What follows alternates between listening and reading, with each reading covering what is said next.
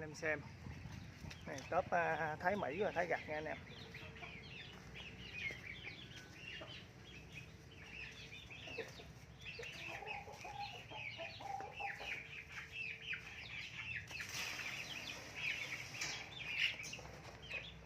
Thái Mỹ và Thái Gặt này là tớp này 2 tháng, bự thì 2 tháng mấy, nhỏ thì 2 tháng anh em.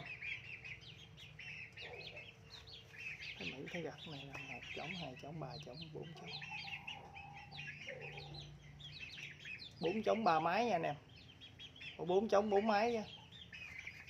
4 trống 4 mái.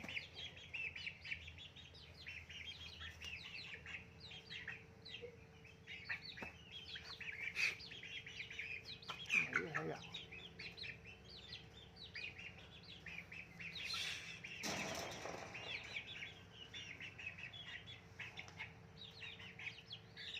Chào anh em nha.